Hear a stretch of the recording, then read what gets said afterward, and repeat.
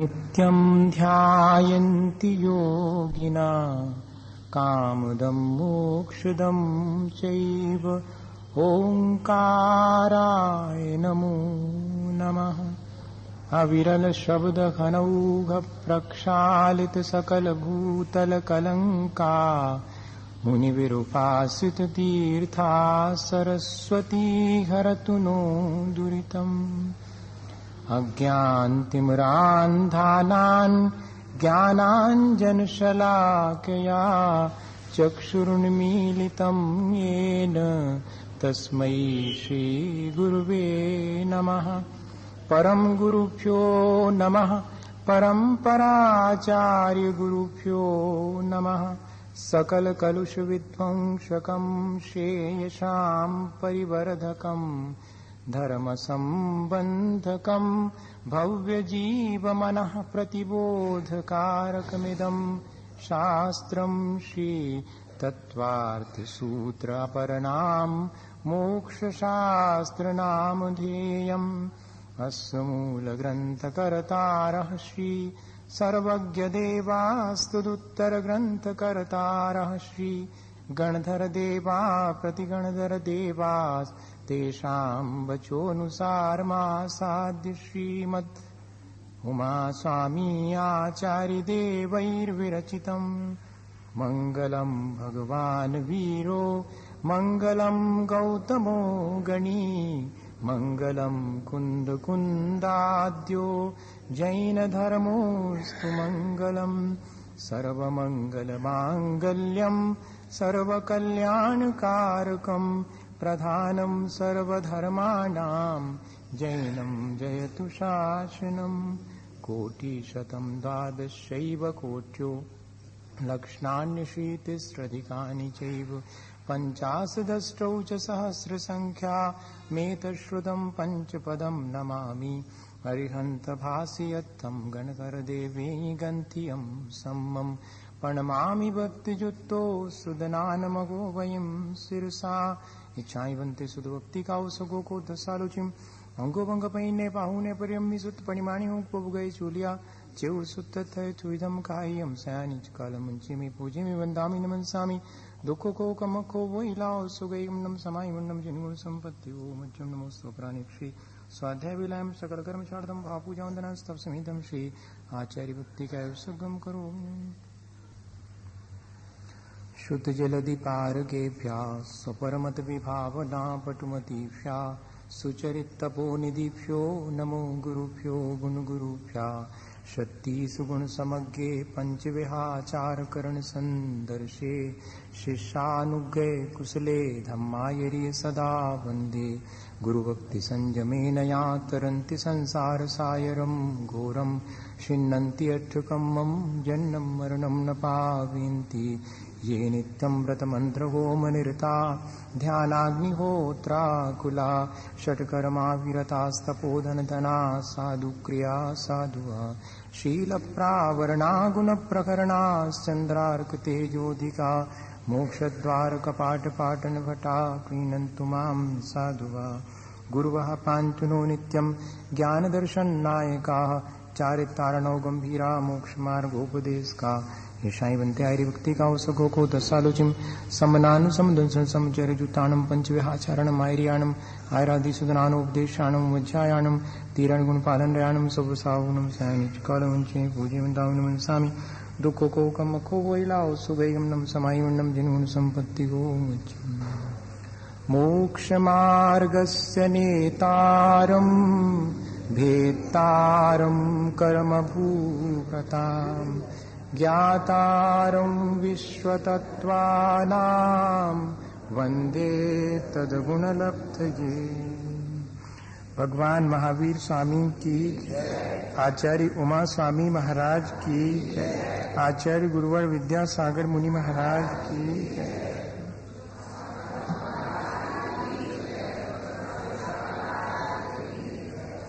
ये उमा स्वामी आचार्य महाराज का तत्वार सूत्र, जिसका दूसरा नाम मोक्ष शास्त्र भी है।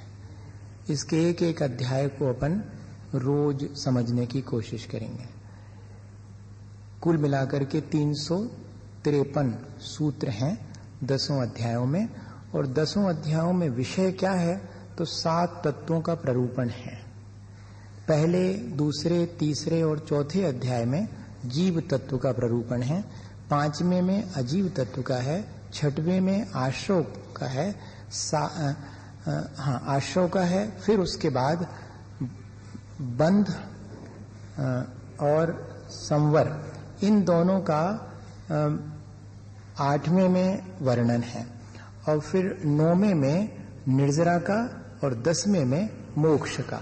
इस तरह से 10 अध्यायों में ये 7 तत्वों का प्ररूपण किया है। पहले अध्याय में अगर अपन गौर से देखेंगे तो जीव तत्व में भी जीव के बारे में क्या कॉन्सेप्ट है या कि जैन फिलॉसफी क्या है, ये विशेष रूप से इसमें है। दूसरे अध्याय में जैन बायोलॉजी है अगर अपन गौर से देखेंगे तो। तीसरे अध्याय और चौथे अध्याय में कॉस्मोलॉजी का वर्णन है। 5वें में तो एकदम फिजिक्स है, एटम और एटॉमिक एनर्जी, किस तरह से आज उन सब चीजों के बारे में खोजें हो रही हैं और हमारे आचार्यों ने कैसे उन सब के लिए सूत्र के रूप में दे दिया था। इस तरह मैंने कई बार सोचा कि 10 अध्यायों में आज वर्तमान में जितनी भी फैकल्टीज हैं वो सब के बारे में और जानकारी 10 अध्यायों में अपन को प्राप्त होगी अगर उस दृष्टि से अपन पढ़ेंगे। सबसे पहले मंगलाचरण में क्या लिखा? मोक्ष मार्गस्य नेतारम। मोक्ष मार्ग के जो नेता हैं, यानी जो मोक्ष मार्ग का प्ररूपण करने वाले हैं, उसके नायक हैं। और मोक्ष मार्ग का नायक कोई ऐसे ही नहीं हो जाता। भेदतारम कर्म भूभ्रताम, जिसने कर्म रूपी पर्वत को भेदन कर दिया है, अर्थात कम से कम 4 घातीय कर्मों का नाश कर दिया है, तब जाकर के वो मोक्ष मार्ग के नेता कहलाएंगे। और ज्ञातारम विश्व तत्वानम, और जैसे ही कर्मों को नष्ट करते हैं तो उन्हें सारे लोक में चराचर जितने भी पदार्थ हैं वे सब उनके ज्ञान में स्पष्ट झलकने लगते हैं। यही उनकी सर्वज्ञता कहलाएगी। या दूसरे तरह से कहें कि वे आत्मा को जानने लगे हैं, इसलिए सर्वज्ञ हैं। जो अपने आत्मा को जान लेता है उसको मानो कि सब कुछ जान लिया, इस अपेक्षा से भी सर्वज्ञ हैं।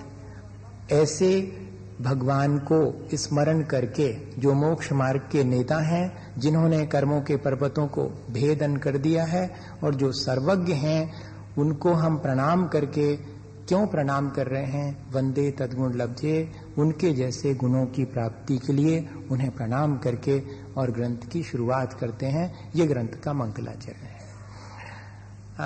फिर इसके पीछे एक घटना छिपी हुई है तत्पार सूत्र के पीछे, कि किसी ने ज्ञान दर्शन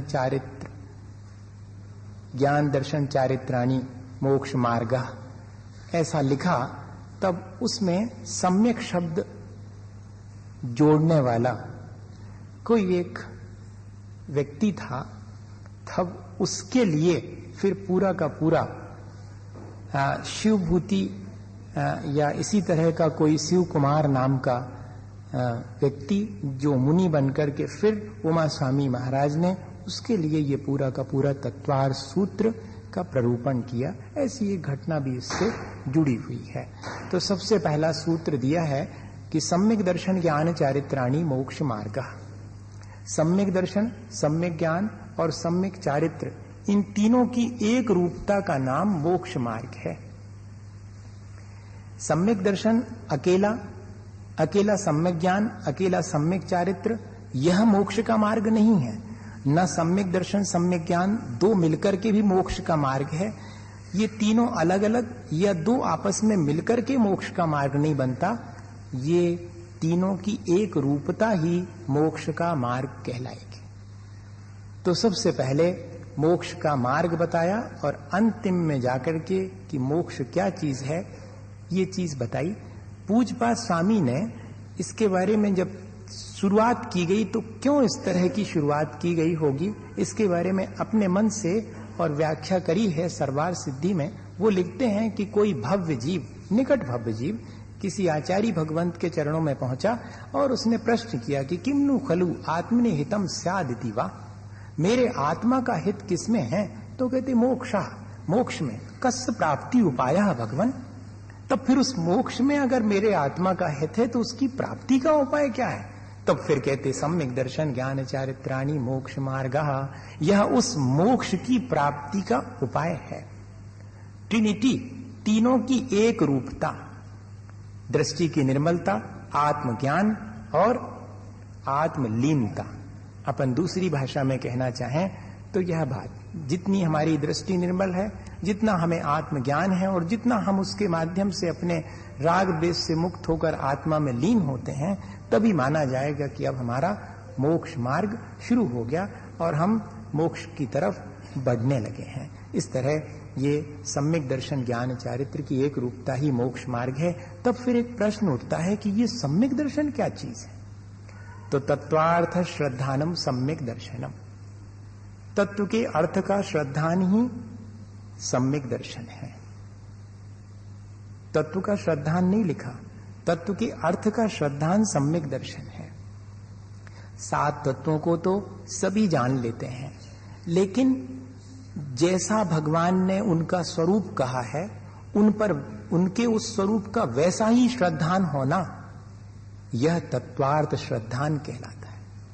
7 तत्व को अकेले जानने से सम्यक दर्शन नहीं होगा। 7 तत्वों का जैसा स्वरूप भगवान ने कहा है उस पर हमारा श्रद्धान हो, और आत्म तत्व उपादेय है।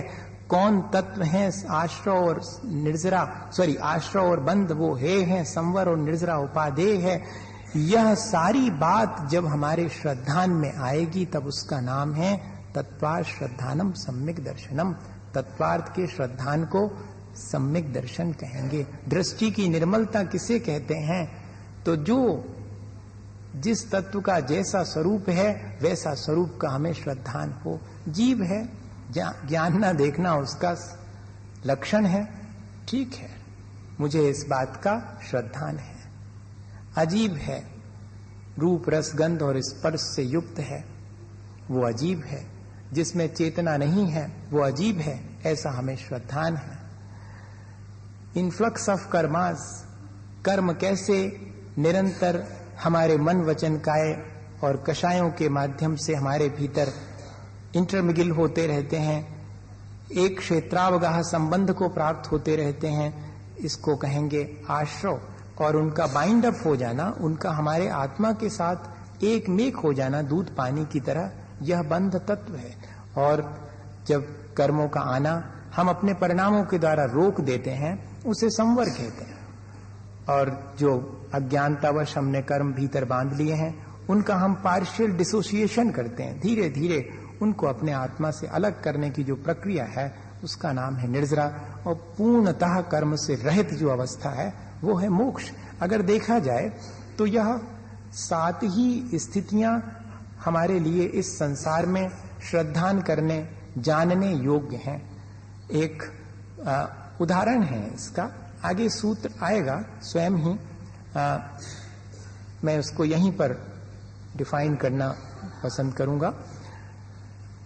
ये जो 7 तत्व हैं ये अपने रोजमर्रा के जीवन में अपन देख सकते हैं और साइंस के हिसाब से भी देख सकते हैं। कोई भी एक, जैसे कि गोल्ड एक मेटल है, लेकिन वो मेटल नेचर में ऐसे नहीं मिलती, वो ओर के फॉर्म में मिलती है, रॉ मटेरियल के फॉर्म में मिलती है, जिसके साथ इम्प्योरिटीज भी होती हैं, है ना।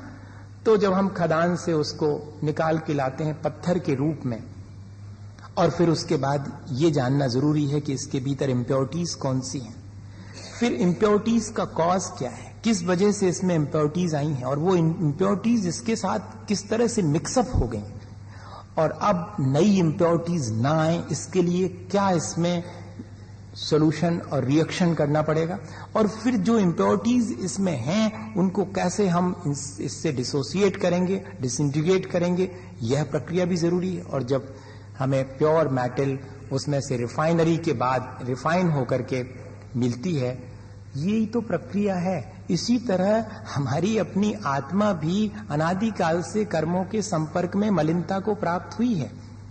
अब हम समझें कि वो मलिनता किस तरह की है, मेरी अपनी आत्मा का स्वभाव कैसा है, और दोनों एक दूसरे के साथ किस तरह से इंटरबिगिल कर गए हैं, किस तरह से बाइंड अप हो गए हैं, किस तरह से मिक्सअप हो गए हैं, और कैसे ये मिक्सिंग किस तरह से कंटिन्यू है, किस तरह से हमारे भाव करने से ये निरंतर मलिनता हमारे अंदर आती चली जाती, इसको जानना जरूरी। और ये भी जानना जरूरी है कि आगे ये मलिनता और अधिक ना आवे, और जितनी आ गई है उसको धीरे धीरे हटाऊं, ताकि मैं अपनी प्योर स्टेज को गेन कर सकूं।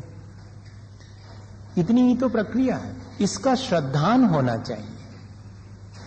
अकेले कोई व्यक्ति 7 तत्वों के स्वरूप को रट लेवे और उससे सम्यक दर्शन हो जाए, ऐसा नहीं कह रहे हैं। इसलिए कह रहे हैं कि तत्वार श्रद्धान अंतरंग में भाव भासना भी होनी चाहिए। यह विजन क्लियर होना चाहिए कि वास्तव में यह प्रक्रिया है।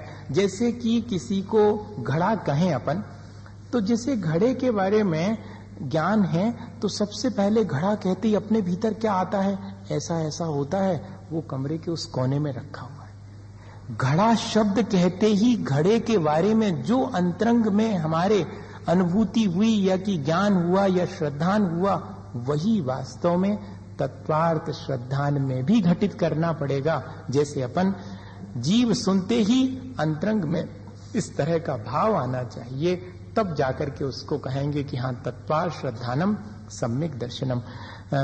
एक चीज मैं आपसे कह दूं कि मैं अपनी पूरी कोशिश करके आपको आसान करके समझाने की कोशिश करूंगा। फिर भी यदि आपको कहीं कठिन लगे तो हाथ ऊपर करके फिर से पूछ लीजिएगा, मैं उसको फिर से क्लियर कर दूंगा। ये प्रवचन नहीं है, ये डिस्कशन है ना। तो डिस्कशन में आप बिल्कुल फ्री हैं, आप बीच में, लेकिन इतना जरूर है कि बहुत सारा डिस्कशन भी नहीं कर पाएंगे, क्योंकि 1 घंटे का पूरा टाइम है जिसमें अपन को एक अध्याय बहुत शतही तौर से कह लें अपन, बहुत डेप्थ में जाकर के नहीं, बहुत सामान्य रूप से अपन को एक ऐसा दिमाग में आ जावे कि पहले अध्याय में क्या विषय है। याद व्याद तो रहेगा नहीं, कोई अपन अकलंक स्वामी तो है नहीं कि एक बार सुना और याद हो गया, ना अपन निकलंक स्वामी है। पर इतना तो जरूर है कि अपने को थोड़ा ऐसा आ जाएगा कि नहीं, कोई कठिनाई नहीं है, बहुत सारी बातें हमें मालूम है, हम एग्जैक्टली वैसा बता पाए या नहीं, पर अपने भीतर ये विचार बन जावे कि हाँ पहले अध्याय में विषय इस तरह का है। अब वह जो सम्यक दर्शन है वो कितने प्रकार का है? तन्निसर्गाद अधिगमाद वा, वह सम्यक दर्शन 2 प्रकार से हो सकता है। उसके भेद प्रभेद तो बहुत हैं, लेकिन उसकी उत्पत्ति किस प्रकार से होगी तो 2 तरह से हो सकती। तन्निसर्गाद अधिगमाद वा, बिना किसी उपदेश के बाय नेचर वह सम्यक दर्शन हो सकता है, और उपदेश पूर्वक भी वह सम्यक दर्शन हो सकता है। उपदेश के ढंग अलग अलग हो सकते हैं, किसी को बहुत ज्यादा समझाने पर होगा, किसी को थोड़ा समझाने पर, किसी को जरा सा इशारा करने पर होगा। गाय रास्ते में खड़ी है, मुनि महाराज निकले और उसके भीतर क्षण भर को ये लगा कि वास्तव में यही मोक्ष मार्ग है, वास्तविकता तो यही है, यही सच्चा मार्ग है। हो गया सम्यक दर्शन। उसको किसी स्कूल में अनार का सीखने नहीं जाना है। हाँ, इस तरह भी उपदेश मिल सकता है, जरा सा किसी इंडिकेशन से भी हमें सम्यक दर्शन होता, और बाय नेचर हमें कोई एफर्ट नहीं करना पड़ता। हमारे भीतर अपने अंतरंग के परिणामों के कारण कर्मों का क्षय क्षयोपशम उपशम हो जाता है, वह बिना किसी उपदेश के हुआ है। हालांकि अधिगमज और निसर्गज दोनों में अंतरंग के जो कर्म हैं उनका क्षय क्षयोपशम उपशम अनिवार्य है, लेकिन एक में बिना किसी उपदेश के है इसलिए उसको निसर्गज कहते हैं, एक में उपदेश मिलने पर हुआ है इसलिए उसे अधिगमज कहते हैं। इस तरह से 2 प्रकार से हमें सम्यक दर्शन उत्पन्न हमारे भीतर हो सकता है। ये बात 3रे सूत्र में कह दी गई। फिर तत्वार श्रद्धानम सम्यक दर्शन आपने कहा था, तो उसमें तत्व क्या है? तो जीवा जीवा श्रवबंध संबंध निर्जरा मोक्षास तत्वम, ये 7 तत्व हैं। उनका स्वरूप अपन उसी समय जब अपन तत्वार श्रद्धान समझ रहे थे तो अपन ने समझ लिया कि ये 7 तत्व इस प्रकार के हैं। अब आचार्यों ने सम्यक दर्शन और इन 7 तत्वों को समझने के कितने उपाय हैं, हम कैसे इस चीज को समझें, तो उसके उपाय बताने के लिए 3 सूत्र लिखे हैं। नाम स्थापना द्रव्य भाव तस्तन्यासा प्रमाण नैरधिगमा चार लिखे, सॉरी, निर्देश स्वामित्व साधनाधिकरण स्थिति विधानता सत्संख्या से क्षेत्र स्पर्शन कालांतर भावाल्प बहुत तैश्च। इन चार सूत्रों में सम्यक दर्शन और तत्व आदि का ज्ञान हासिल करने की विभिन्न विधियां बताई। नाम स्थाप, जैसे कि किसी में वो गुण ना हो और फिर भी हम उसका एक कोई संज्ञा या नाम रख देते हैं अपना व्यवहार चलाने के लिए, उससे भी हम जानते हैं अशोक को बुलाओ। तो अब सामने वाले को जानकारी हो गई कि अशोक को बुलाओ ऐसा कहा गया है। कौन अशोक है?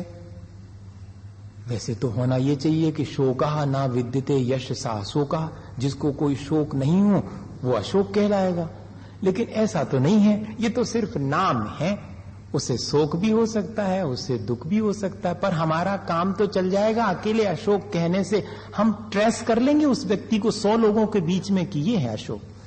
ये ज्ञान हो गया कि नहीं? ये ज्ञान प्राप्त करने की एक विधि है। फिर स्थापना, ये सब क्या है? इसको किसने कह दिया कि पेन है?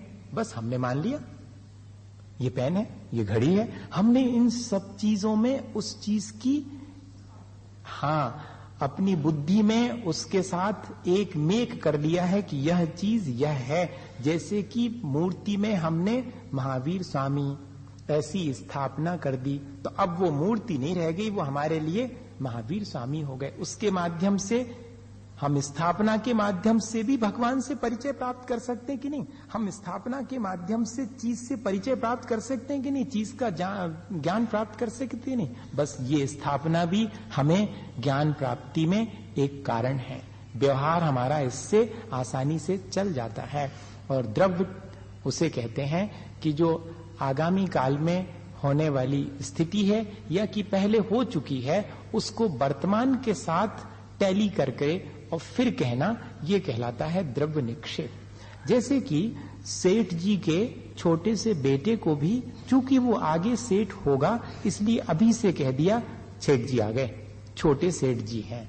अभी तो उसको भान ही नहीं है कि सेठ किसे कहते हैं, पैसे होंगे जब होंगे, अभी तो उसको इस चीज का कुछ ज्ञान ही नहीं है, पर फिर भी वो सेठ का पुत्र होने से सेठ कहला रहा। या कि कई बार ऐसा होता है कि रिटायर हो जाने के बाद भी, जैसे कोई चीफ इंजीनियर है और रिटायर हो गया, फिर भी वो क्या कहलाएगा? चीफ इंजीनियर है।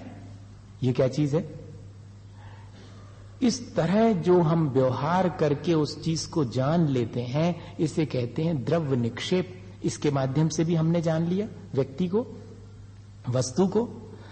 फिर एक है भाव निक्षेप, जो जिस स्थिति में है उसकी उस वर्तमान पर्याय के अनुसार ही उस चीज को जानना, ये कहलाता है भाव निक्षेप। जैसे कि कोई व्यक्ति सेवा कर रहा है तो उसको कहेंगे सेवक, कोई व्यक्ति पूजा कर रहा है तो उसे कहेंगे पुजारी।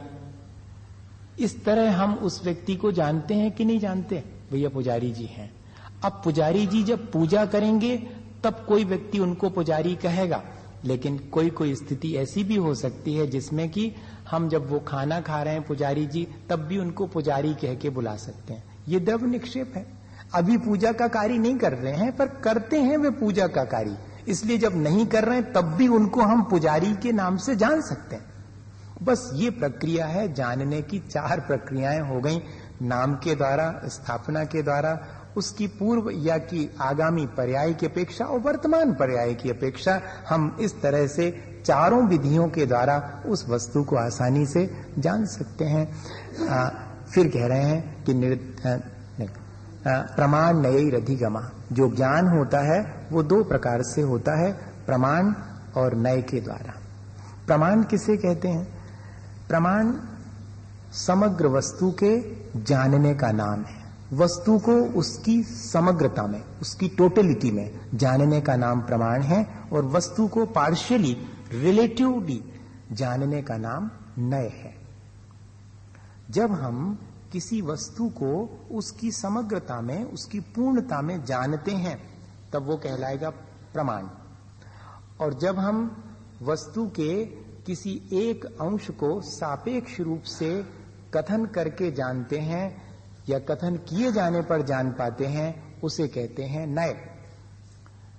प्रमाण तो है समुद्र और नए हैं लहरें, प्रमाण तो है वृक्ष और नए हैं उसकी शाखाएं, प्रमाण तो है सूर्य और नए हैं उसकी किरणें। ठीक इस तरह से इन दोनों के माध्यम से अपन जानते हैं। जैसे कि सपोज करें अपन बैठे हैं, इतने सारे लोगों को, इस हॉल को, इसमें जो कुछ भी है अपन जान रहे हैं कि नहीं? बस ये जो अपन ने जान लिया, लेकिन अब कह नहीं सकते पूरा का पूरा। जब भी कहें प्रमाण के द्वारा जाना जा सकता है, कहा नहीं जा सकता। नए के द्वारा जाना जाता है और कहा भी जाता है। कहा कैसे जाएगा? जब भी कहा जाएगा तो सापेक्ष रूप से कहा जाएगा। यह बेटा है, पिता की अपेक्षा से है, इसलिए हमने बेटा कहा, ये बेटा है। हाँ, किसी ना किसी का पिता की अपेक्षा कहा जा रहा है। फिर थोड़ी देर में नहीं, ये तो भाई है, इसके मायने हैं ये भाई की अपेक्षा से कहा जा रहा है कि ये भाई है। ये सब कथन करने की जो पद्धति है वो है नय। इसके माध्यम से भी हम जानते हैं। और वैसे तो हम समग्र पूरी वस्तु को भी जान सकते हैं। सकलादेशः प्रमाणाधीनो विकलादेशः नयः। जब हम समग्र वस्तु को जानते हैं उसे प्रमाण कहते हैं। जब वस्तु के एक अंश को सापेक्ष रूप से जानते और कहते हैं तब उसे कहते हैं नय। ये दोनों पद्धतियां हैं हमें ज्ञान प्राप्ति के लिए। सम्यक दर्शन और 7 तत्वों को जानने की यह पद्धति है। निर्देश स्वामित्व साधनाधिकरण स्थिति विधानतः। ये 6 और तरीके हैं जिनसे कि हम वस्तु को जान सकते हैं। जैसे कि निर्देश, डिस्क्रिप्शन कर दें किसी चीज का तो उसको जाना जा सकता है, डिस्क्रिप्शन से जाना जा सकता है, निर्देश से जाना जा सकता है। जैसे सम्यक दर्शन को जानने के लिए सम्यक दर्शन का स्वरूप जानना जरूरी है, तो सम्यक दर्शन का स्वरूप जान करके हम सम्यक दर्शन को जानते हैं, ये निर्देश हो गया। स्वामित्व, सम्यक दर्शन के बारे में और कुछ जानना हो तो क्या जानना पड़ेगा? ठीक है, सम्यक दर्शन का स्वरूप तो समझ में आ गया, लेकिन सम्यक दर्शन का स्वामी कौन है, किसको होता सम्यक दर्शन? कहते भाई जीव को होता है। अब लेकिन जीव तो बहुत हैं, तो सम्यक दर्शन संगी पंचेंद्री को ही होगा। चारों गतियों में हो सकता है, लेकिन जब भी होगा तो संगी पंचेंद्री को ही होगा। जीवों में भी कितना डिवाइडेशन कर दिया, पर सामान्य रूप से क्या कहेंगे? स्वामी कौन है? जीव। चारों गतियों के जीव सम्यक दर्शन के स्वामी हैं। ये हमने और विशेष जान लिया। अब हमें मन में आया कि ठीक है, सम्यक दर्शन का ऐसा स्वरूप है, तत्वार श्रद्धानम सम्यक दर्शनम, ये भी जान लिया हमने। और हमने ये भी जान लिया कि जीव उसका स्वामी है। अच्छा, ये तो बताओ कि ये होता कैसे है? तब फिर बहिरंग निमित्त भी है और अंतरंग निमित्त भी है। इसी को कहते हैं साधन। साधन मतलब वैकाज, किस कारण से होगा? तो अंतरंग में दर्शन मोहनी कर्म का क्षय क्षयोपशम, ये कारण बनेगा। और बाह्य में जिनेंद्र भगवान के बिंब का दर्शन, जिनवाणी का श्रवण, जाति स्मरण, ये मनुष्यों के लिए बनेगा। देवों के लिए अलग बाह्य निमित्त बनेंगे, तिरंज के लिए अलग बाह्य निमित्त बनेंगे, नारकी के लिए अलग बाह्य निमित्त बनेंगे। तो बाह्य निमित्त ये बनेंगे और अंतरंग निमित्त क्या बनेगा? इस तरह की जानकारी ये सब साधन के अंतर्गत आएगी। इस जानकारी से हमने और सम्यक दर्शन के बारे में हासिल कर ली जानकारी। फिर कहते हैं कि आपने ये तो बता दिया, पर ये सम्यक दर्शन कहां पर रहेगा? तो कहते कि जहां पर जीव हैं, तो फिर सब जीवों को तो होता नहीं। आप कह रहे थे संगी पंचेंद्री, तो कहते हाँ भाई, त्रस जीवों को ही होता है, ऐसा मोटा हिसाब कर लो तो त्रस नाली इसका स्थान हो गया। वैसे तो सम्यक दर्शन का आधार जीव है, लेकिन वह सम्यक दर्शन, वह जीव कहां कहां रहता है? तो त्रस नाली में ही त्रस जीव हैं, इसलिए पूरी त्रस नाली ही सबस्ट्रेटम हो गई सम्यक दर्शन का आधार। की कहां है सम्यक दर्शन? कहते त्रस नाली में। वैसे तो जीवों के होता, जीव ही आधार है, पर जीव तृष्णाली में रहते हैं, इसलिए तृष्णाली को भी आधार मान लिया। ये इस तरह से हमने और सम्यक दर्शन की जानकारी हासिल कर दी। कहती ड्यूरेशन कितनी है? एक बार हो जाए तो कितने समय तक रहेगा? भैया उपसम सम्यक दर्शन अगर हुआ है तो अंतर्मूर्त के बाद नीचे आना पड़ेगा। क्षयोपसम सम्यक दर्शन है तो 66 सागर चलेगा। क्षायक सम्यक दर्शन है तो एक बार होने के बाद फिर छूटता नहीं है, अनंत काल तक चलेगा। इस तरह से हमने उनका ड्यूरेशन भी, ये इतनी जानकारी हमें सम्यक दर्शन के बारे में हो गई कि नहीं। हमने उसका डिस्क्रिप्शन जान लिया, उसका ऑनरशिप किसको मिलेगी, उसके कॉज क्या हैं जिनसे कि वो उत्पन्न होगा, उसका सबस्ट्रेटम क्या है, और उसका अपना जो ड्यूरेशन है वो क्या है, और उसके डिवाइडेशन कौन से, कितने तरह का हो सकता है। तो कहते सम्यक दर्शन एक ही प्रकार का है, उत्पत्ति की अपेक्षा से निसर्गज और अधिगमज 2 प्रकार का है, कर्मों के क्षय क्षयोपशम और उपशम की अपेक्षा से 3 प्रकार का है, और जितने जीव हैं उतने प्रकार का सम्यक दर्शन है।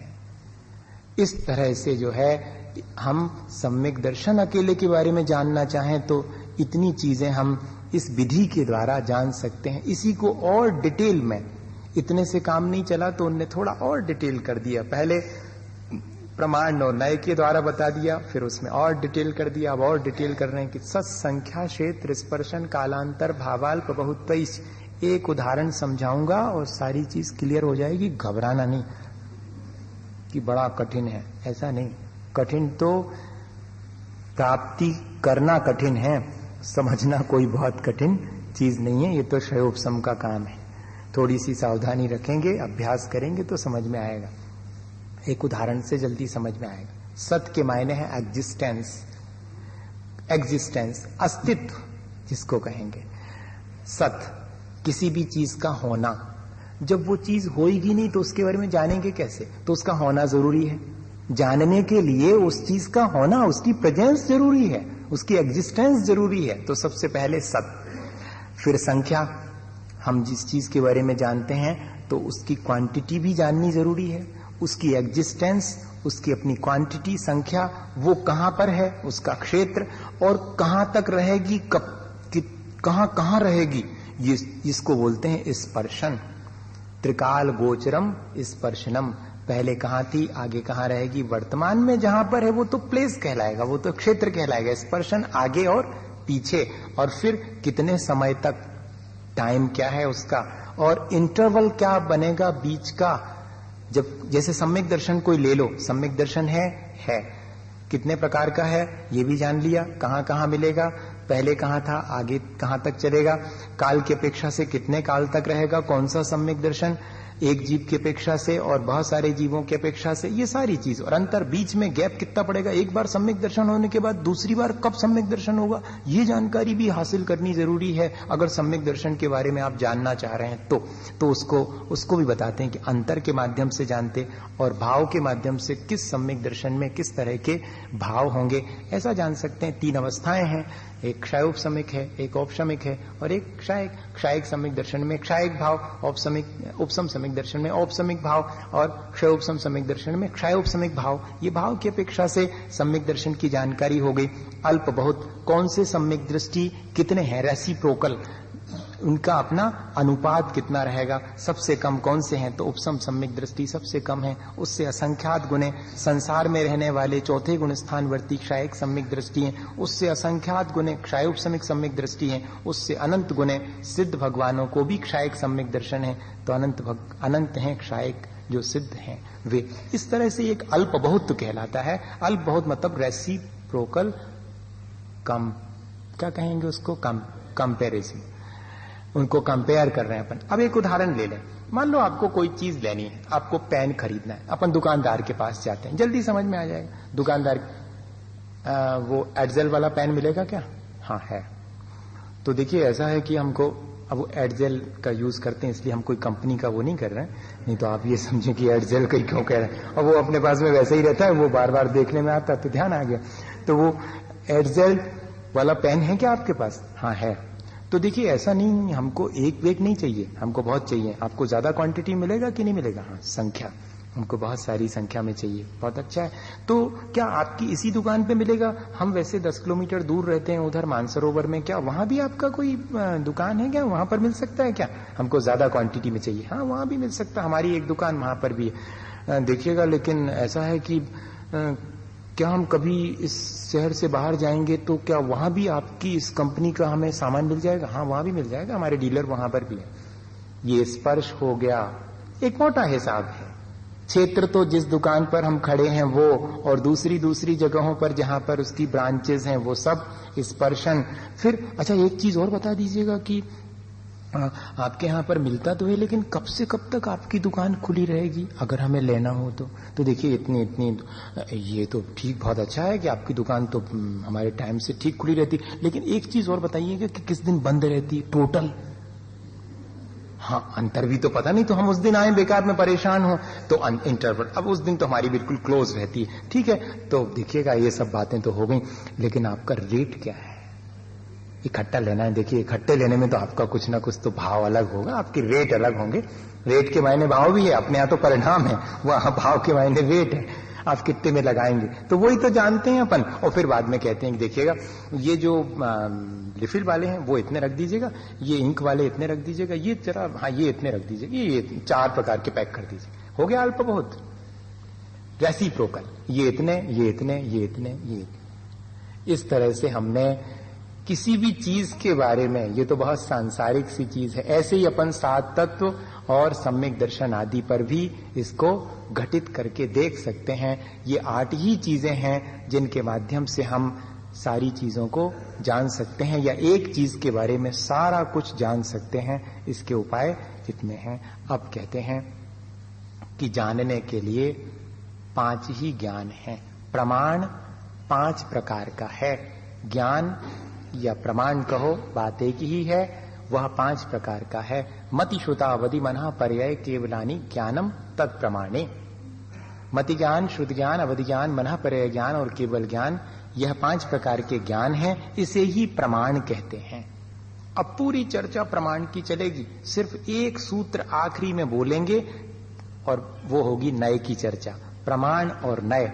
तो यहां से शुरू कर दिया कि मति श्रुत अवधि मनः पर्याय केवल ज्ञान, ये 5 ज्ञान हैं, इन्हीं को हम प्रमाण कहते हैं। ये 2 प्रकार के होते हैं, आद्य परोक्षम, प्रत्यक्षम अन्यत। आदि के 2, मति ज्ञान और श्रुत ज्ञान, ये परोक्ष ज्ञान है, और बाकी जो 3 बचे वो प्रत्यक्ष हैं। उनमें भी अवधि ज्ञान, मनः पर्याय ज्ञान देश प्रत्यक्ष है, और केवल ज्ञान सकल प्रत्यक्ष। परोक्ष और प्रत्यक्ष किसे कहते हैं? डायरेक्ट और इनडायरेक्ट। जैसे डायरेक्ट इनडायरेक्ट स्पीच अपन इंग्लिश में सीखते हैं, ठीक उसी तरह से जो इंद्रिय और मन की सहायता से हो वो इनडायरेक्ट। देखो मजा, ऐसा थोड़ा सा अलग ढंग का इंटरप्रिटेशन है ये। जो इंद्रिय और मन की सहायता से ज्ञान हो उसे कहेंगे इनडायरेक्ट, परोक्ष। और जो इंद्रिय मन की सहायता के बिना मात्र आत्मा से हो उसे कहेंगे प्रत्यक्ष, डायरेक्ट।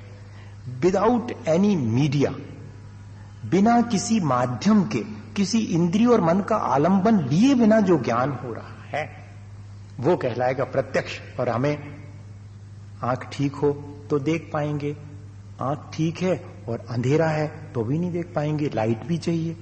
ये सब चीजें जहां जरूरी हैं वो कहलाएगा परोक्ष ज्ञान, और ये चीजें जहां जरूरी नहीं है वो कहलाएगा प्रत्यक्ष ज्ञान।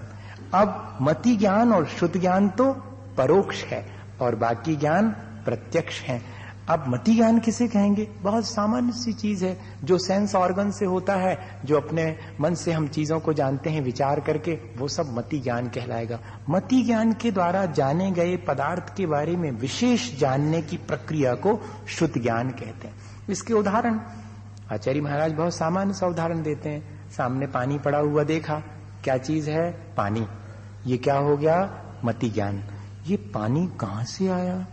ऊपर से। तो ऊपर तो बिल्कुल बढ़िया फर्श है, वहां से तो आ ही नहीं सकता। तो आजू बाजू देखा, अच्छा वो कमंडल रखा उसमें से आया। पानी के माध्यम से कमंडल का ज्ञान।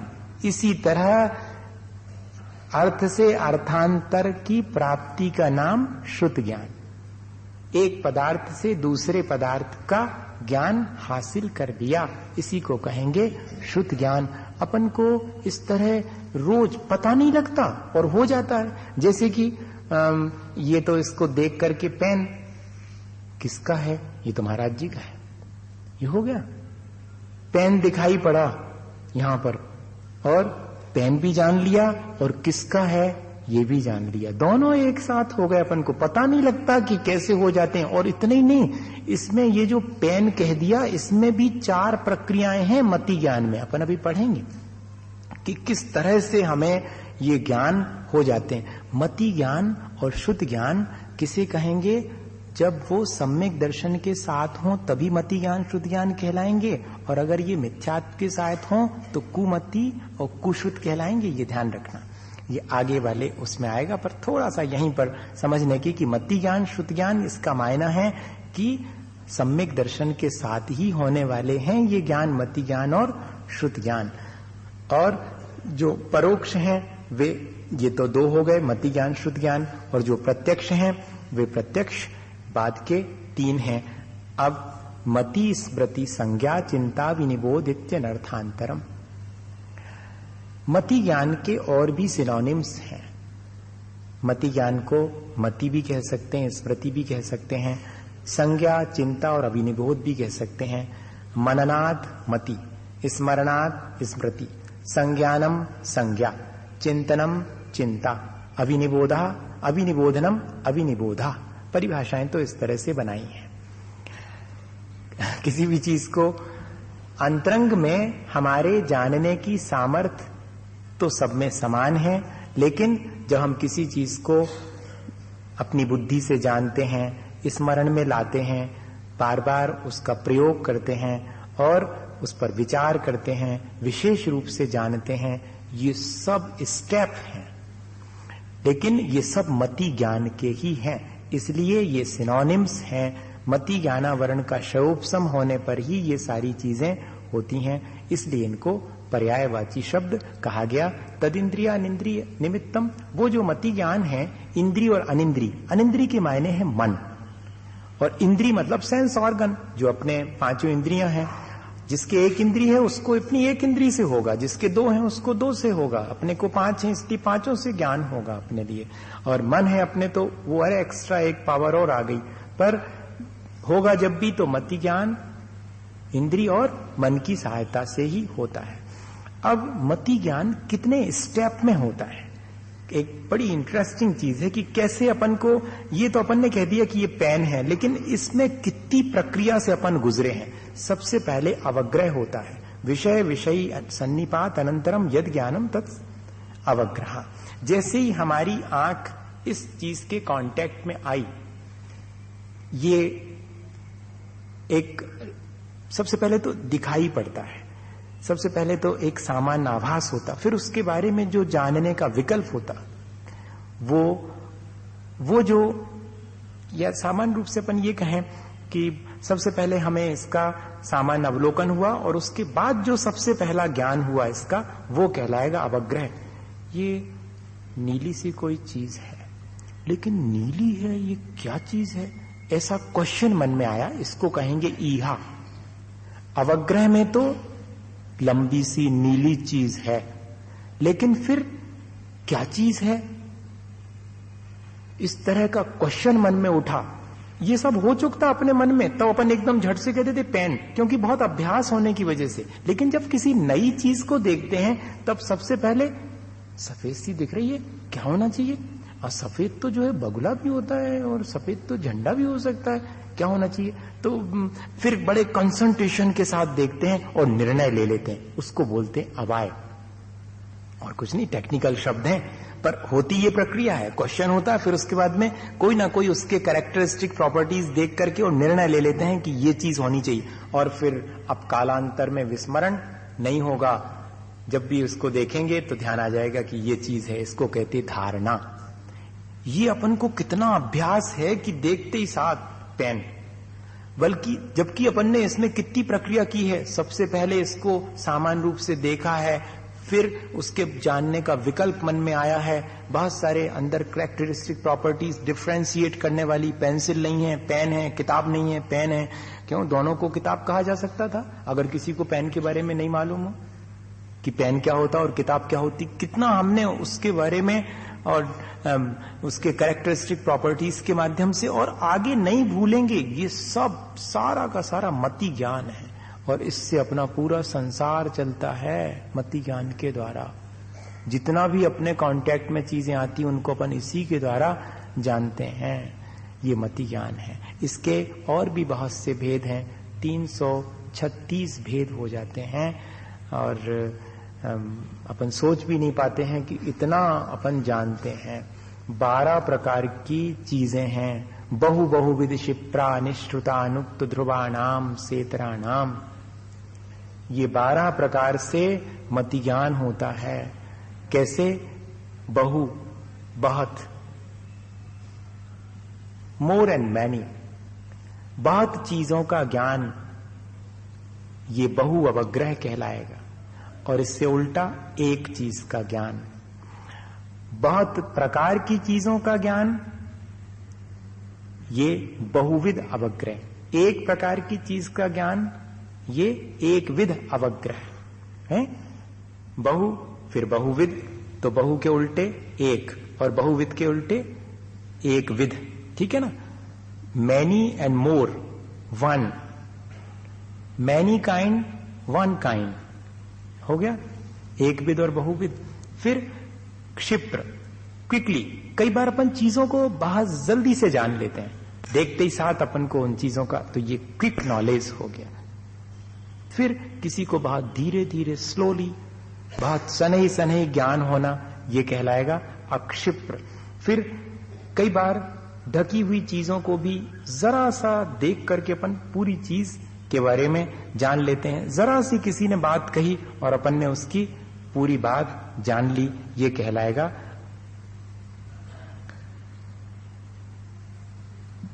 इसको क्या कहेंगे इसको अनिश्रत ही कहेंगे, सॉरी अनिश्रत, मतलब आधी अधूरी बात से अपन ने पूरी बात जान ली, थोड़ा सा कोई चीज के बारे में जरा सा इशारा हुआ और पूरी जान ली, ये कहलाएगा अनिश्रत। और निश्रत मतलब एक्सपोज्ड, पूरी तरह से जब चीज सामने आएगी तब हम जान पाते हैं। कई बार ऐसा भी अपन के जीवन में होता है, तो वो कहलाएगा निश्रत। और अनुक्त, जरा सा किसी ने किसी विषय के बारे में कहा और अपन ने पूरा जान लिया, उधर वीणा के तार संभाले नहीं और राग जान ली कि कौन सी वाली बजने वाली है।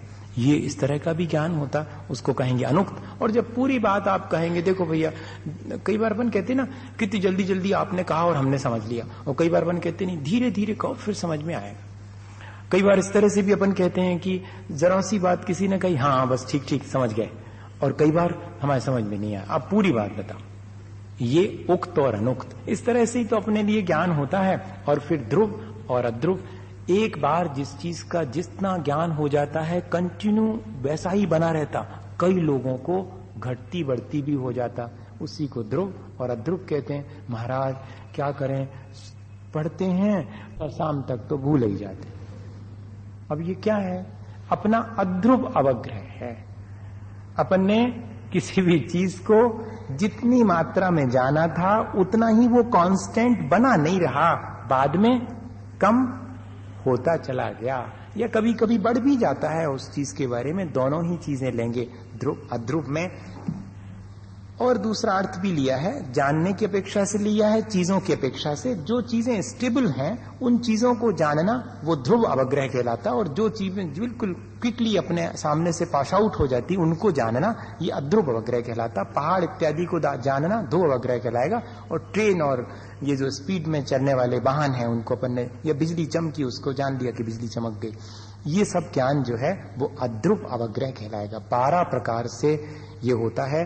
अवग्रह, ईहा, अवाय और धारणा, ये चारों चीजें इन 12 पदार्थों की अपेक्षा से 12 प्रकार से होंगी, या जानने के 12 तरीके हैं इन चारों को, तो 12 चौके 48। इस तरह से ये भेद प्रभेद इसके बन गए। और अर्थस्य, यह जो अवग्रह आदि चारों चीजें हैं वो अर्थ की या पदार्थ की ही होती हैं। व्यक्त पदार्थ का ही अवग्रह कहलाएगा, अर्थावग्रह। और व्यंजनस्य अवग्रह, जो अव्यक्त पदार्थ है उसको बोलते व्यंजन। अव्यक्त पदार्थ का मात्र अवग्रह होता है, उसके बारे में क्वेश्चनिंग उठेगी नहीं।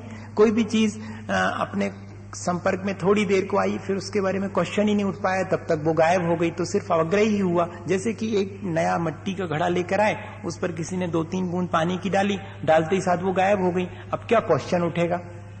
क्वेश्चन ही नहीं उठता उसके बारे में। तो यह जो अवग्रह है वो व्यक्त पदार्थ का ही होता है, अव्यक्त का तो अवग्रह नहीं होता, अवग्रह मात्र होता है, सॉरी। और यह अवाय और धारणा नहीं होती। इस तरह से न चक्षुर अनिंद्रियाभ्याम, और जो अव्यक्त पदार्थ हैं उनका चक्षु और मन के द्वारा अवग्रह नहीं होता, मात्र 4 इंद्रियों के द्वारा होगा। जैसे वो उदाहरण अपन ने लिया था, सरल है वो, कि पानी की बूंद गिरी और वो तो गायब हो गई, अपने को दिखेगी नहीं, अपन पहचान नहीं सकते, लेकिन छू सकते हैं। थोड़ा गीला सा हो गया, पानी गिरा होगा, सौंधी सौंधी गंध आ रही है, सन सन सन की आवाज आई तो समझ गए कि पानी गिरा इस पर, लेकिन दिख नहीं रहा है।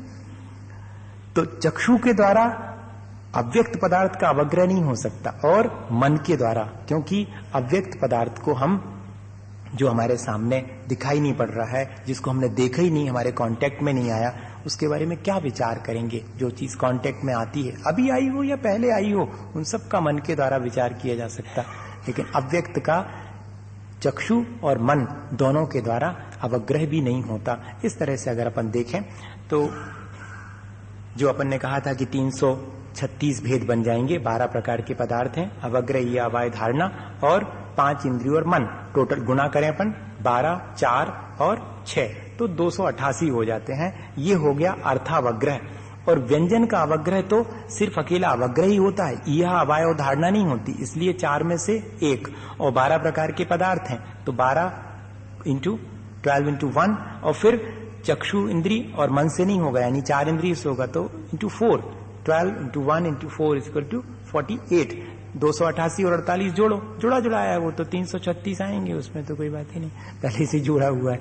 ये इतने भेद प्रभेद, अपन को आश्चर्य होगा कि इतना ज्ञान अपन को है, तब अपना पूरा संसार ये चल रहा है मति ज्ञान के, इतने भेद प्रभेद अपन को सबको है, लेकिन पता नहीं लगता। पर इससे अपन को ये गौरव होना चाहिए कि हमारे आचार्य भगवंत कितने सूक्ष्म ज्ञान को रखने वाले हैं, कि उन्होंने हम कैसे जानते हैं, इसके कितने भेद प्रभेद हैं, जब जाकर हमें उस चीज का ज्ञान होता है, ये सब उन्होंने बता दिया। श्रुतम मतिपूर्वम द्वनेक द्वादश भेदम, वह जो श्रुत ज्ञान है वो मति ज्ञान पूर्वक ही होता है, और वो 2 प्रकार का है, अनेक प्रकार का और 12 प्रकार का है। यहाँ पर श्रुत ज्ञान के मायने द्रव्य श्रुत लिया है, इसलिए द्रव्य श्रुत के लिए मति ज्ञान जरूरी है। द्रव्य श्रुत किसे कहते हैं? स्क्रिप्ट, जो अपने पास ज्ञान है, वर्तमान में जिनवाणी है, उसको अपन श्रुत कहते हैं। और वह श्रुत ज्ञान कितने प्रकार का है? 2 प्रकार का, अंग प्रविष्ट और अंग बाह्य। और उसमें जो अंग बाह्य है वो अनेक प्रकार का है, अंग प्रविष्ट तो 12 प्रकार का है।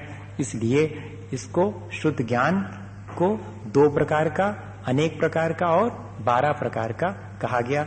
मुझे इनके नाम हमेशा याद नहीं रहते, पर एक सूत्र है, आचारम सूत्रकृतम स्थानम समवाय नामधेयम च व्याख्या प्रज्ञप्तिम च ज्ञात्रीकतोपासकाध्ययने वंदे नंतकृतदस मनुत्तरोपपादिक दशम दशावस्थम प्रश्न व्याकरणम ही विपाक सूत्रम च विनमामि। इसमें पूरा द्वादशांग आ गया, जिसको अपन द्वादशांग कहते हैं। 12 अंग, इसको बोलते अंग प्रविष्ट। तीर्थंकर के द्वारा कहे गए दिव्य ध्वनि को जब गणधर महाराज अपने ज्ञान के द्वारा जिस तरह से ग्रंथित करते हैं उसे कहते हैं अंग प्रविष्ट। और अंग प्रविष्ट के आधार पर जब अल्प बुद्धि, अल्प ज्ञान और अल्प वय वाले शिष्यों प्रशिष्यों के लिए जो आचार्यों के द्वारा ज्ञान ग्रंथ के रूप में ग्रंथित किया जाता है उसे कहते हैं अंग बाह्य।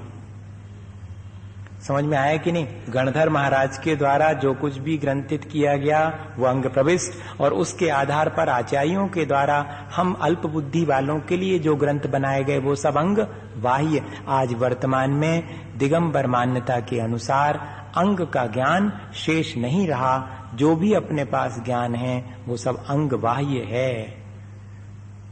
12 अंग में से कोई भी अंग नहीं है अपने पास में। षटखंडागम के बारे में कहते हैं कि धरसेन आचार्य को अंग का अंश ज्ञान था, उसके आधार पर उन्होंने षटखंडागम का उपदेश दिया।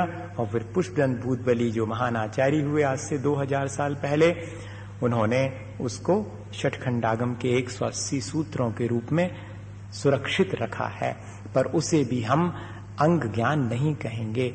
अंग ज्ञान तो बहुत विशाल है, अपन तो उसका इमेज भी नहीं कर सकते।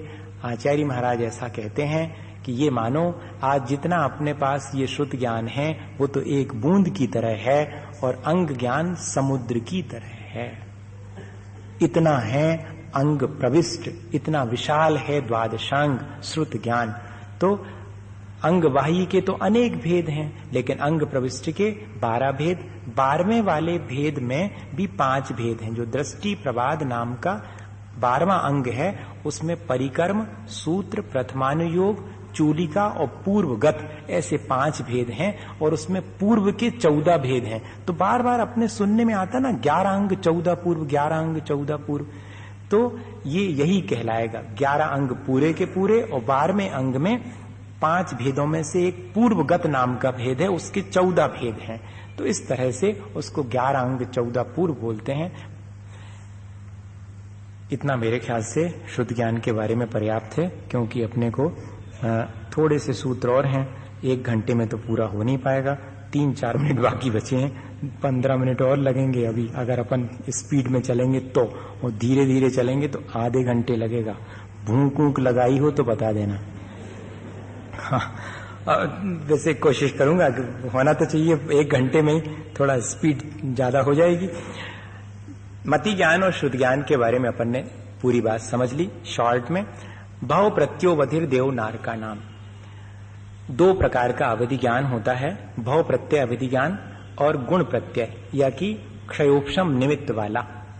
2 प्रकार का, भव प्रत्यय और गुण प्रत्यय। भव प्रत्यय मतलब भाव के निमित्त से, जैसे कि पक्षियों को उड़ने की सामर्थ्य सहज रूप से प्राप्त है, ऐसे ही नारकी जीव और देवों के लिए बाई वर्थ अवधि ज्ञान की फैसिलिटी मिलती है। क्या इस सूत्र का अर्थ हुआ? भव प्रत्यय नाम का अवधि ज्ञान देव और नारकियों के होता है, उनको बाई वर्थ वे जानते ही अवधि ज्ञान के माध्यम से हैं। अब ये बात अलग है कि अगर मिथ्या दृष्टि होगा तो विभंग अवधि ज्ञान होगा, सम्यक दृष्टि होगा तो अवधि ज्ञान कहलाएगा, पर ये भाव प्रत्यय अवधि ज्ञान है। क्षयोपशम निमित्त षड विकल्पा शेषा नाम, बाकी जीवों के लिए क्षयोपशम के माध्यम से होने वाला गुण प्रत्यय अवधि ज्ञान होता है। अवधि ज्ञान किसे कहते हैं? द्रव्य क्षेत्र काल भाव की मर्यादा को लेकर जो रूपी पदार्थ को प्रत्यक्ष जानता है उसे अवधि ज्ञान कहते हैं। बिना इंद्रियों और मन की सहायता के, ये कंडीशन है, किसी भी सेंस ऑर्गन की और किसी भी मस्तिष्क से सोचने की आवश्यकता नहीं, लाइट वाइट की जरूरत नहीं है। यहां बैठे हैं और जरा सा स्मरण किया, बाहर क्या चल रहा है जान लिया, ये कहलाता अवधि ज्ञान। इस दीवार के पास क्या हो रहा है, बस आंख बंद करनी जरा, लेकिन इंटेंशन लगाना पड़ेगा। इसलिए कई बार सुनने में आता ना कि अवधि ज्ञान लगा के देखा। लगा के देखा मतलब आपको जिज्ञासा मन के अंदर आना चाहिए, विचार आना चाहिए कि बाहर क्या हो रहा है, तो उत्तर जाए। लेकिन किसी भी सेंस ऑर्गन और मन की सहायता नहीं है, सीमा भी है। अवधि के मायने सीमा है, एक लिमिट है उसकी, द्रव्य क्षेत्र काल भाव की सीमा के अनुसार। और रूपी पदार्थ कोई जानेगा, अरूपी को नहीं। रूपी किसे कहते? जिसमें रूप, रस, गंध और smell, touch, taste, colour and odour, ये जिसमें हो वो कहलाएगा रूपी, और जिसमें ये नहीं हो वो कहलाएगा अरूपी। अपने यहां पर ये थोड़े से टेक्निकल शब्द हैं तो सीख लेना चाहिए इनको। सिर्फ रूपी कौन सा है? पुद्गल। तो जितने भी ये अपन को जो कुछ भी दिखाई दे रहा वो सब पुद्गल है, अरूपी पदार्थ तो दिखाई ही नहीं देता है। अवधि ज्ञान रूपी पदार्थ का ही होता है। एक बाईवर्थ होता है और एक गुणों के बढ़ने पर होता है। जो बाईवर्थ होता है उसे भाव प्रत्यय कहते हैं, भाव ही जिसमें कारण है, और गुण प्रत्यय जिसमें सम्यक दर्शन और व्रत नियम इत्यादि गुण कारण बनते हैं वो कहलाएगा क्षयोपशम निमित्तक या कि गुण प्रत्यय। वो 6 प्रकार का होता है, अनुगामी, अननुगामी, वर्धमान, हीमान, अवस्थित और अनवस्थित। क्या होता है कि जैसे सूर्य का प्रकाश सूर्य के साथ साथ चलता है, ठीक इसी तरह से जो अवधि ज्ञान व्यक्ति के एक भाव से दूसरे भाव में जाने पर उसके साथ जाता है उसे अनुगामी कहते हैं, और जो छूट जाता है उसे अननुगामी कहते हैं। जो अवधि ज्ञान जितनी मात्रा में उत्पन्न होता है उससे हमेशा बढ़ता रहे उसे वर्धमान कहते हैं, और अगर घटने लगे तो उसे हीमान कहते हैं। और न घटे और न बढ़े, जितना उत्पन्न हुआ था उतना ही रहा है तो उसको अवस्थित कहते हैं। और जल की तरंगों की तरह कभी बढ़ता भी है, कभी घटता भी है, दोनों स्थितियां होती रहती है, उसको अनवस्थित कहते हैं। ये 6 प्रकार का अवधि ज्ञान, इसलिए षड विकल्पा नाम लिखा हुआ है। और इसमें क्षयोपशम निमित्तः का अर्थ क्या है? सम्यक दर्शन और व्रत नियम इत्यादि कारण बनते हैं, उसे कहते हैं क्षयोपशम निमित्तक या कि गुण प्रत्यय। और जिसमें इन चीजों की आवश्यकता नहीं है, गुणों की, मात्र आप देव और मनुष्य पर्याय में उत्पन्न हुए, आपको अवधि ज्ञान की फैसिलिटी मिल गई। इस तरह ये अवधि ज्ञान है। ऋजु विपुलमति मनः पर्ययः, दूसरे के मन के माध्यम से उसके मन में स्थित किसी बात को जान लेना, यह मनः पर्यय ज्ञान का काम है। वह 2 प्रकार से होता है। सरल मन वचन काय में स्थित चीज को जान लेना, ये ऋजुमति, और जटिल या कि कुटिल मन वचन काय में के माध्यम से जब हम जान लेते हैं तब उसे कहेंगे विपुलमति। विपुल के मायने होता है अत्यंत विस्तृत।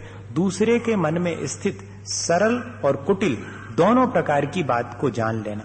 ये ज्ञान सरल और कुटिल दोनों प्रकार के मन वचन कायगत अर्थ को जान लेता, और इतनी ही नहीं, जन्म मरण सुख दुख इत्यादि सबको जान लेता है। विपुलमति ज्ञान वो कहलाता। और ऋजुमति, देखो इसके लिए उदाहरण ऐसा है कि कई बार अपन नहीं देखते हैं कि अपन मन में तो कुछ सोचते हैं लेकिन वाणी से कुछ और कह देते हैं और शरीर से एक्शन कुछ और कहते हैं, तो सामने वाला कंफ्यूज हो जाता, नहीं समझ सकता। लेकिन विपुलमति ज्ञान वाला होगा तो वो समझ लेगा कि आपके मन में क्या है, आप वचन से क्या कह रहे हैं और शरीर से आपके एक्शन क्या है। ऐसे मन वचन काय तीनों में सरलता नहीं हो और जटिलता या कुटिलता हो तब भी वो जान लेता। अभी आपने सोच करके भूल गए हैं, उसको भी जान लेगा, अचिंत को भी जान लेगा, आधा सोच करके आपने छोड़ दिया था उसको भी जान लेगा, अर्धचिंतित अचिंत या कि विपरीत चिंत, आपने विपरीत सोचा था इसको भी जान लिया, आगे आप सोचेंगे इसको भी जान लिया।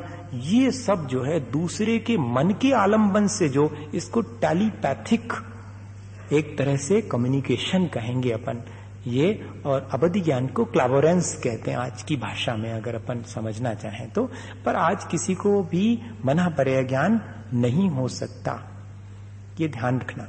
अवधि ज्ञान भी हो, मनः पर्यय ज्ञान रिद्धिधारी मुनि महाराज को ही होता है। मनुष्य पर्याय में होता है और सब मनुष्यों को नहीं होता, मुनियों को होता और सब मुनियों को नहीं होता, रिद्धिधारी मुनि को ही होता है मनः पर्यय ज्ञान। और अवधि ज्ञान तो चारों गतियों को जीवों को हो सकता है। वर्तमान में भी कहते हैं कि हर एक 1000 साल के बाद एक मुनि महाराज को होगा। दूसरे आचार्य कहते हैं कि नहीं, 21,000 साल के अंत में फिर एक किसी मुनि महाराज को होगा अवधि ज्ञान। दोनों तरह की बातें अपने यहां पर मिलती हैं। ये अवधि ज्ञान और मनः पर्यय ज्ञान दोनों का विषय हो गया। विशुद्ध प्रतिपादाभ्याम तद विशेषः, जो मनः पर्यय ज्ञान है उसमें ऋजुमति और विपुलमति मनः पर्यय ज्ञान में थोड़ा सा डिफरेंस है। विपुलमति तो विशुद्धतर है, अर्थात ऋजुमति की अपेक्षा से विपुलमति, ऋजु का मतलब सरल मति और विपुलमति मतलब बहुत विस्तीर्ण मति, और कुछ नहीं, ज्यादा कठिन नहीं है। तो विपुलमति में विशुद्धि ज्यादा है ऋजुमति की अपेक्षा से। और दूसरी चीज, इनका विषय भी सूक्ष्म है। विपुलमति ज्ञान के द्वारा सूक्ष्म विषय को जाना जा सकेगा, ऋजुमति के द्वारा उतना सूक्ष्म नहीं जाना जाएगा। ये दोनों में अंतर है। और अप्रतिपाती और प्रतिपाती, विपुलमति ज्ञान किसी मुनि महाराज को अगर हो जाए तो केवल ज्ञान लेकर के ही जाएगा, केवल ज्ञान उसी भाव में हो जाएगा। ऋजुमति के साथ ऐसा नहीं है, वो छूट भी सकता है और केवल ज्ञान नहीं भी हो उसके रहते हुए। विशुद्धि क्षेत्र स्वामी विषयभ्यो वधि मनः पर्ययो। अवधि ज्ञान और मनः पर्यय ज्ञान में क्या डिफरेंस है? तो विशुद्धि की अपेक्षा से देखें तो अवधि ज्ञान की अपेक्षा मनः पर्यय ज्ञान को प्राप्त करने वाले की विशुद्धि ज्यादा रहेगी। मैं इसीलिए बार बार कहता हूं, जब जब भी ज्ञान की बात आती है मैं हमेशा कहता हूं कि ज्ञान पढ़ने लिखने अभ्यास करने से उतना नहीं आता जितना मन की विशुद्धि और निर्मलता से आता है। आचार्य महाराज हमेशा यही बात जोर देके कहते हैं कि झुके रहो तुम किताब में, हम कहते घुस भी जाओ उसमें तो नहीं होने वाला। आपके मन में जितनी निर्मलता बढ़ेगी उतना ज्ञान का क्षयोपशम होगा। और ये कौन सा ज्ञान है छोटा मोटा? विशुद्धि के माध्यम से ही अवधि ज्ञान और मनः पर्यय ज्ञान और केवल ज्ञान प्राप्त होते हैं। जो कि प्रत्यक्ष हैं। तो विशुद्धि की अपेक्षा से अवधि ज्ञान से विशुद्धि मना परे ज्ञान की ज्यादा है। क्षेत्र की अपेक्षा से अवधि ज्ञान अंगुल के असंख्यात में भाग से लेकर के असंख्यात लोक प्रमाण जानता है, लेकिन मनुष्य के लिए तो क्षेत्र मात्र, मनुष्य का ही क्षेत्र मनुष्य लोक है, उस मनुष्य लोक में ही मना परे ज्ञान के द्वारा जाना जा सकता। क्षेत्र की अपेक्षा क्षेत्र छोटा भले ही हो मना परे ज्ञान का, लेकिन बहुत माइन्यूट है इस अपेक्षा से। अवधि ज्ञान का स्वामी तो चारों गतियों का जीव हो सकता है, लेकिन मना परे ज्ञान का तो वर्धमान मुनि होंगे और वर्धमान चारित्र वाले होंगे और कोई ना कोई रिद्धि होगी तभी होंगे। अवधि ज्ञान का उत्कृष्ट विषय कारमान, जो वर्गनाएं हमारे साथ अटैच होती हैं, उनके अनंत में भाग को जान सकता है अवधि ज्ञानी, लेकिन मना परे ज्ञानी उससे भी अनंत में भाग को, वो भी ऋजुमति, और उससे अनंत में और अधिक भाग को विपुल मति जान सकता है। इस तरह से ये विषय की अपेक्षा सूक्ष्मता मन पर्याय ज्ञान में अवधि ज्ञान की अपेक्षा बढ़ती चली जाती है। मति श्रुति और निबंधो द्रव्येषु असर्व पर्यायेषु, मति ज्ञान श्रुति ज्ञान कुछ पर्यायों को, सब द्रव्यों की कुछ ही पर्यायों को जानता है, उसकी अपनी सीमा है। रूपीशु अवधे, अवधि ज्ञान तो मात्र रूपी पदार्थों को ही जानता है। तदनंत भागे मना पर्यस, जितना अवधि ज्ञान जानता उसका अनंतमा भाग उतना सूक्ष्म मन पर्याय ज्ञान के द्वारा जाना जा सकता है। सर्वद्रव्य पर्यायेषु केवलस, सब द्रव्यों की और अनंत पर्यायों को जानने वाला केवल ज्ञान है। इस तरह से ये ज्ञान की चर्चा हुई। एक साथ कितने ज्ञान हो सकते हैं? एकादीनी भाज्यानी युगपदे कस्मिन चतुर्भा, अगर एक साथ ज्ञान होंगे तो चार हो सकते हैं, मति ज्ञान, श्रुति ज्ञान, अवधि ज्ञान, मन पर्याय ज्ञान।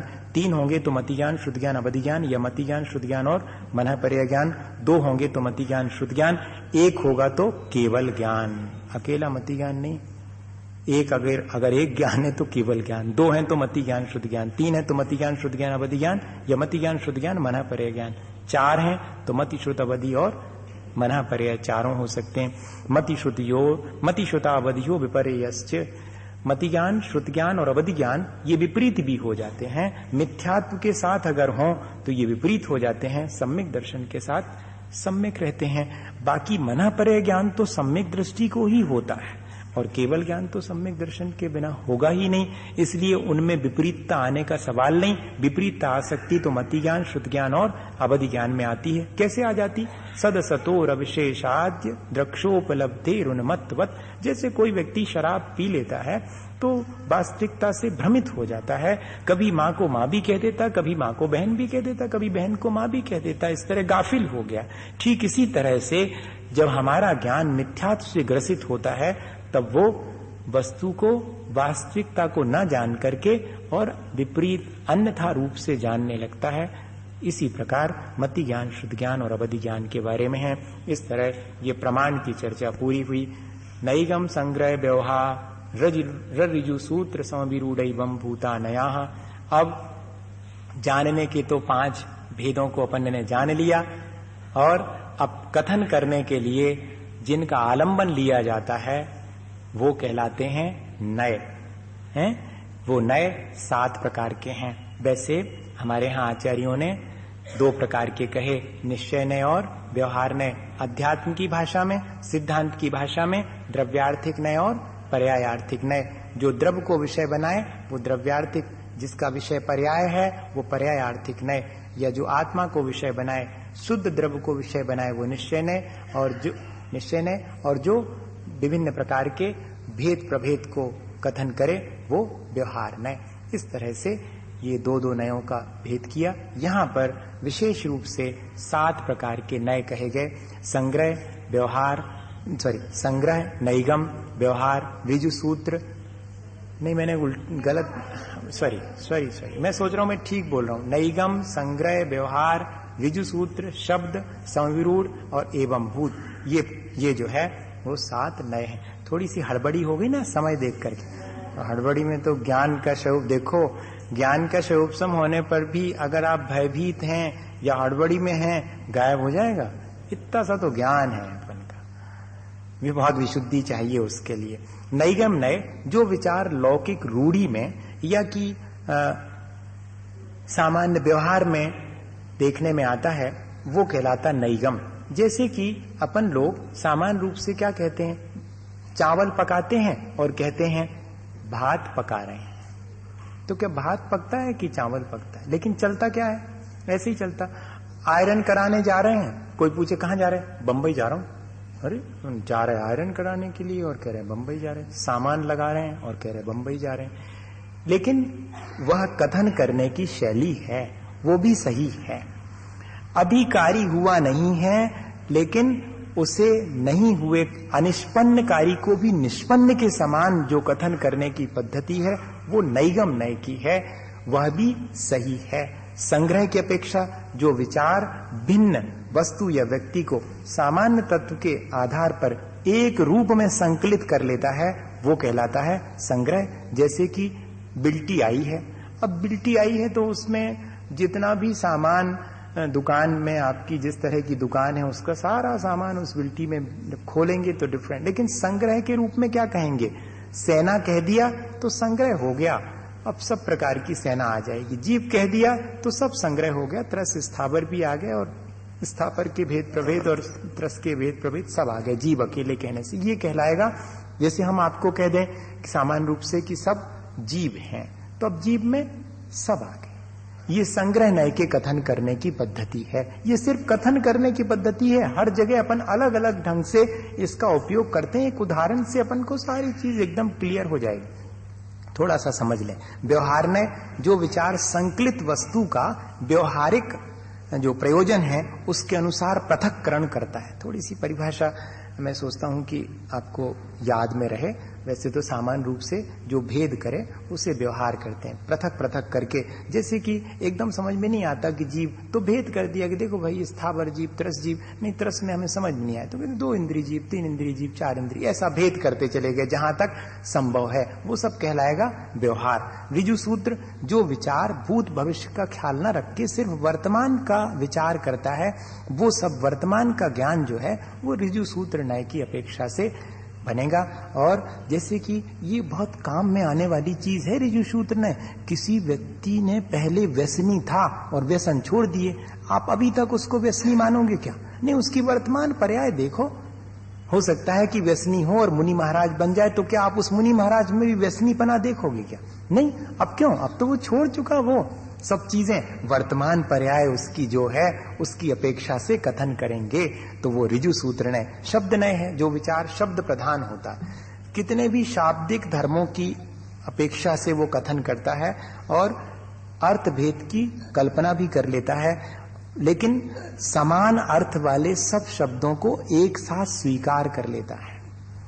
हाँ, सिनोनिम्स जितने भी हैं उन सबको एक साथ स्वीकार कर लेता। इसके लिए एक बहुत प्रचलित उदाहरण दिया गया है कि जैसे क्या कहते हैं, शक्र, इंद्र और पुरंदर, ये तीनों देवों के स्वामी के नाम हैं, लेकिन इनके अलग अलग अर्थ हैं, पर तीनों एक ही वस्तु को प्रकट करने वाले हैं, इसलिए इनको शब्द नय की अपेक्षा से ठीक माना जाएगा। लेकिन आगे वाला नय ये कहता है कि नहीं, विचारों की तो निष्पत्ति शब्द के द्वारा होती है, शब्द विशेष के द्वारा अलग अर्थ निकलता है, हम तो उसी अपेक्षा से कथन करेंगे। आप एक ही अर्थ वाले कई शब्दों का विचार कर सकते हैं, नहीं, हम तो एक अर्थ वाला एक शब्द से एक ही अर्थ निकालेंगे, ऐसा कहने वाला समविरूढ़। जो शब्द जिस अर्थ में रूढ़ है उसे उसी तरह से इंटरप्रेट करना, ये कहलाएगा समविरूढ़ नय। और एवं भूत नय जो विचार या जो ज्ञान शब्द से फलित होने वाले अर्थ के घटने पर ही वस्तु को उस रूप मानता है। जैसे कि हम तो तब मानेंगे, जैसे कि एक उदाहरण है, पुजारी है मान लो, तो जब पूजा कर रहा होगा तो हम उसको पुजारी मानेंगे, लेकिन वो पुजारी शब्द उस व्यक्ति के साथ रूढ़ हो गया है, तो किसी भी अवस्था में भोजन करते समय भी कोई उसको पुजारी कहे तो ठीक है, लेकिन एक अपेक्षा ये भी है कि नहीं, हम भोजन करते समय पुजारी नहीं कहेंगे, भले ही वो उसके लिए आपने रूढ़ कर दिया शब्द पुजारी, लेकिन जब वो पूजा कर रहा होगा तभी हम पुजारी कहेंगे। अब एक उदाहरण से इन सातों नयों को अपन समझ लें। जब अपन कहीं बाहर जाने का विचार करते हैं और कोई पूछता है कि कहीं जा रहे हैं, हाँ हम जा रहे हैं, अभी सिर्फ विचार किया है और हम क्या कहलाएंगे? यात्री कहलाएंगे। यात्रा का विचार करने मात्र से हम यात्री कहलाने लगते हैं कि नहीं? यात्रा का सामान इकट्ठा किया तब हम कहलाएंगे क्या? यात्री। सामान इकट्ठा कर रहे हैं लेकिन कहलाएंगे क्या? यात्री। कोई इस चीज को भी स्वीकार करेगा? आपने प्लान कर लिया, क्या पता चेंज हो जाए, तो नहीं, अब तो हमने सामान भी बांधना शुरू कर लिया, अब तो कहो यात्री। फिर तीसरी स्थिति ये बनती कि नहीं, ऐसे नहीं कहेंगे, जब आप अटैची लेकर के घर से बाहर निकलेंगे तब कहेंगे यात्री, वो भी यात्री है। और फिर चौथी स्थिति ये बनती कि नहीं, हो सकता आप कहीं यहीं के यहीं रह जाएं, स्टेशन पर पहुंचने वाले को यात्री कहते हैं। पांचवी स्थिति ये बनती है कि टिकट लेने वाले को यात्री कहते हैं। छठवीं स्थिति ये बनती है कि ट्रेन में बैठे हुए को यात्री कहते हैं। सातवां वाला कहता है कि कोई भरोसा नहीं, जब चलेगी तब कहेंगे यात्री। यात्रा का विचार किया था तब भी यात्री, यात्रा का सामान लगाने लगा तब भी यात्री, सामान लेके घर छोड़ दिया तब भी यात्री, स्टेशन पर पहुंच गया तब भी यात्री, टिकट ले ली तब भी यात्री, ट्रेन में बैठ गया तब भी यात्री, और ट्रेन जब चल पड़ी तो वास्तव में यात्री तो तब कहलाएगा। बस लेकिन कथन करने की शैलियां अलग अलग हैं, क्रम क्रम से सूक्ष्म होते चला जाता है कथन, नईगम से लेकर के और एवं भूत तक। यह जो है इस तरह अपन ने और पहले अध्याय को थोड़ा सा एक आउटलाइन अपन ने उसकी समझने की कोशिश की, जिसके माध्यम से कि अपना ज्ञान भी बढ़े और अपने परिणामों में निर्मलता आए। भैया ज्ञान का फल तो परिणामों की निर्मलता है, अज्ञान की हानि और परस्पर मैत्री भाव। ये हमेशा ध्यान रखना है कि कितने भी अपन पढ़ें, अपन को पंडित वंडित नहीं बनना है कि नहीं। पहला अध्याय पढ़ के अपन पंडित नहीं बनेंगे, अपन क्या बनेंगे? राग द्वेष कम हो। इतनी देर कम हुआ कि नहीं हुआ? 1 घंटे दुनिया भर का ख्याल रखा, पंखा नहीं चल रहा, ख्याल आया? नहीं चला। गर्मी लग रही है, नहीं, कुछ भी नहीं। यही उसका फल है। इसी भावना के साथ बोलिए आचार्य गुरुवर विद्यासागर मुनि महाराज की।